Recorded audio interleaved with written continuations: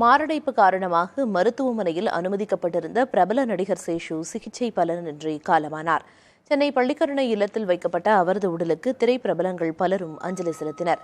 சென்னை ஆழ்வார்பேட்டையில் உள்ள தனியார் மருத்துவமனையில் அனுமதிக்கப்பட்டிருந்த அவருக்கு தீவிர சிகிச்சை அளிக்கப்பட்டு வந்தது. எனினும் நேற்று மாலை 4 மணியளவில் அவர் சிகிச்சை பலனின்றி உயிரிழந்தார்.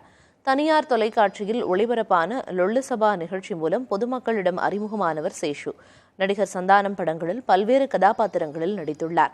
கடைசியாக வெளியான வடக்குப்பட்டி ராமசாமி படத்தில் சிறப்பாக நடித்து ரசிகர்களிடம் பெரும் வரவேற்பை சேஷு பெற்றிருந்தார்.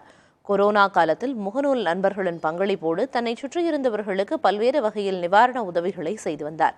ஒலிபெருக்கி மூலம் வீதி வீதியாக சென்று தனிமனித இடைவெளி, முகக்கவசம் அணிவது உள்ளிட்ட வழிகாட்டு நெறிமுறைகள் குறித்து பொதுமக்களிடம் விழிப்புணர்வை ஏற்படுத்தி வந்துள்ளார். சமூக நலனோடு செயல்பட்டு வந்த சேஷு காலமான செய்தி பொதுமக்களையும் திரையுலகத்தினரையும் சோகமடைய வைத்திருக்கிறது.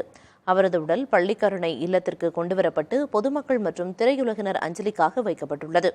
சேஷு உடலுக்கு நடிகர்கள் சந்தானம், MS பாஸ்கர், லொள்ளு சபா மாறன், ஜீவா, நகைச்சுவை நடிகர் சாமிநாதன் உள்ளிட்டோர் அஞ்சலி செலுத்தினர். பாதிப்பு ஏற்படுத்திருக்கு. எங்களுக்கு ரொம்ப கஷ்டமாக இருக்குது. அவங்க குடும்பத்துக்கு என்னுடைய ஆழ்ந்த இரங்கலை தெரிவிச்சுக்கிறேன்.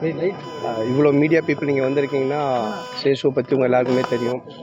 காமெடியன் மட்டும் இல்லை, நல்ல உள்ளம் கொண்டவர், நிறைய பேருக்கு ஹெல்ப் பண்ணியிருக்காரு. ஸோ அவருடைய ஆத்மா சாந்தி அடைய இறைவனை வேண்டிக்கிறேன்.